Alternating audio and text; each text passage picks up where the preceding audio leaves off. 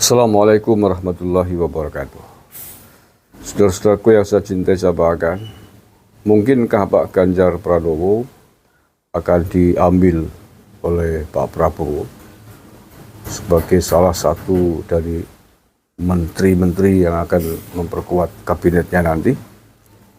Dan mungkinkah Ganjar Pranowo akan, seandainya diminta oleh Pak Prabowo, akan bersedia menjadi menterinya beliau? Itu adalah sebuah pertanyaan yang sudah mulai berseliweran saat ini, karena statement dari Pak Prabowo beberapa hari kemarin yang mengatakan beliau akan merangkul dari seluruh pihak, seluruh elemen, termasuk dari elemen lawan politiknya di Pilpres kemarin. Nah, berikut ini ada komentar dari Pak Ganjar.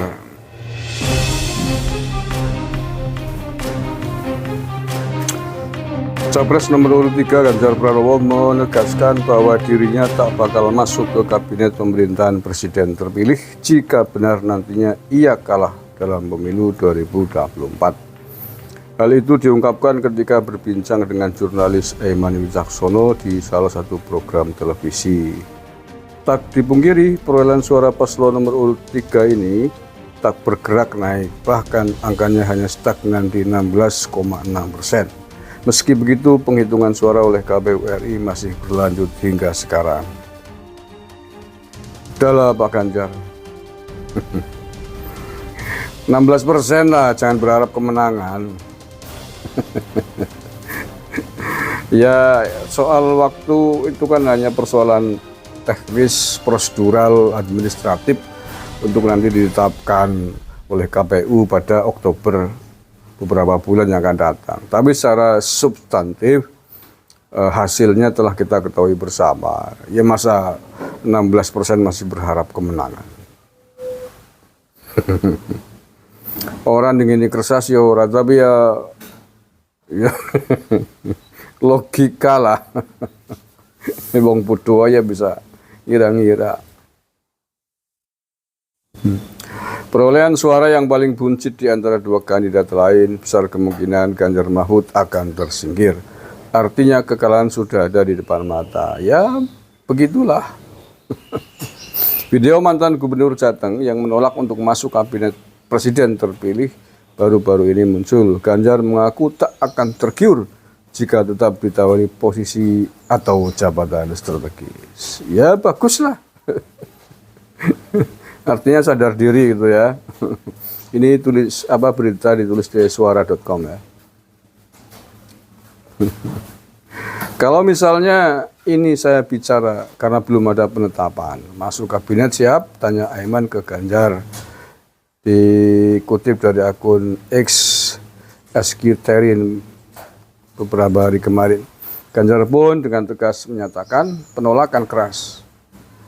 Aiman kembali mencecar lagi dengan pertanyaan siapapun yang presiden yang terpilih yang akan menawarinya ke kabinet. Iyalah.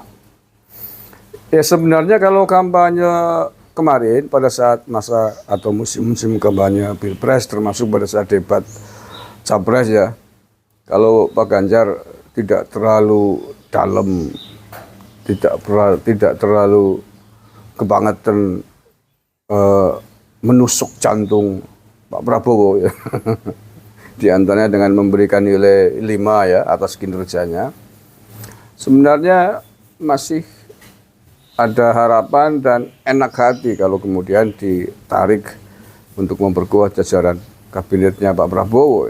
Tapi bagaimana mungkin dengan memberikan nilai yang begitu buruk, dengan kata-kata yang begitu tajam dan pedas menusuk ulu hatinya Pak Prabowo.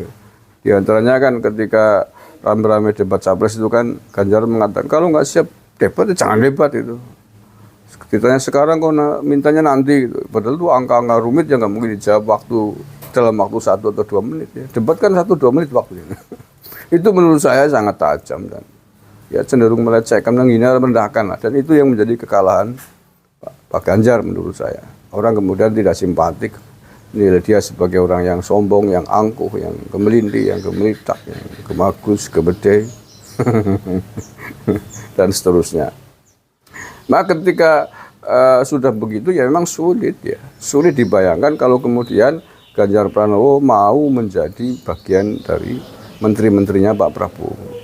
Bagaimanapun akan menjadi menteri dari orang yang ia nilai buruk. Akan membantu, siap diperintah oleh orang yang ia nilai rendah. Ya berarti kan Ganjar merasa dirinya nilainya 10 itu ya. Sementara Pak Prabowo hanya nilainya 5. Masa orang yang merasa nilainya 10 akan diperintah oleh orang yang dinilai 5 itu kan gengsi. Ya saya sendiri menilai 5. Kalau saya jadi Ganjar ketika itu ya saya akan ngomong, saya akan nilai Pak 10 Pak Prabowo. Bahkan kalau ada nilai 1000 saya nilai 1000.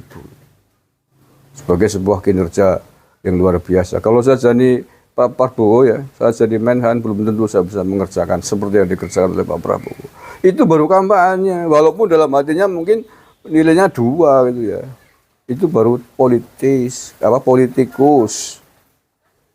Agar dinilai bagus, ya memang sedang pencitraan gimana sih? Sedang merayu publik untuk mencoblos dirinya. Oh malah gemaki, gemelitak. Ya nggak ada orang yang suka dengan orang bagus, tidak hanya di Nusantara. Di seluruh belahan bumi nggak ada orang yang suka dengan karakter, sikap-sikap gemede, sikap sombong, sikap merasa paling pintar, nggak ada yang suka. Bahkan di langit pun nggak ada yang suka. Orang takabur tuh nggak ada yang suka. Nggak ada malaikat yang suka. Takabur itu balane belis merkayangan kayak. Mesti metu nang bengi-bengi nang pasane kuburan kayak ancul-ancul ya. Karo rambut dikembyang-kembyang kayak seneng kayak wong kayak badak. Makhluk-makhluk kayak. Ya kan? Jadi seandainya pun iya ya, dia mau Prabowo mau, nggak akan kerjanya nggak akan bisa berjalan dengan baik. Harmonisasinya sulit terwujud menurut saya. Karena penilaian-penilaian buruk itu. Apalagi Anies nilai kok 11 dari 100, berbeda nilai siji udah berengolang kayak gitu. Ngantek Prabowo ngambil Anies jadi menteri kebangetan. Lah ya wong sing wis ngina-ngina seporete ya. Oke nilai kok siji.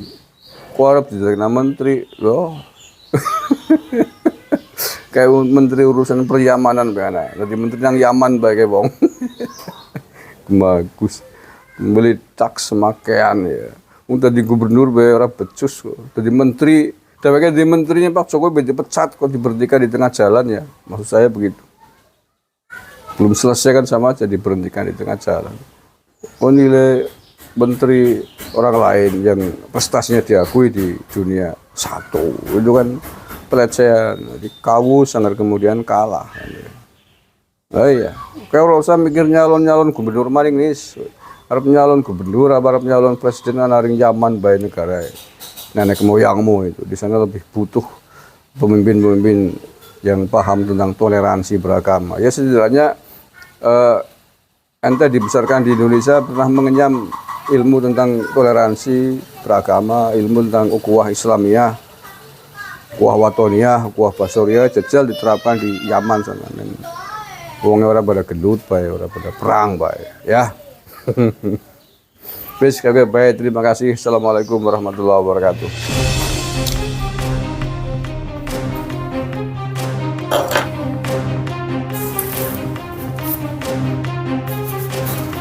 Amalkan buat Alhamdulillah Bismillahirrahmanirrahim Bismillahirrahmanirrahim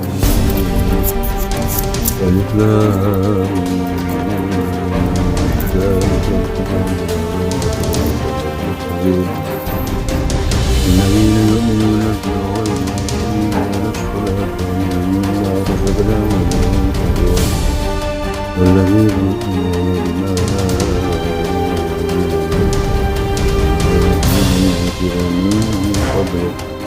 وبالآخرة هم يوقنون أولئك على هدى من ربهم وإلهكم إله واحد لا إله إلا هو الرحمن الرحيم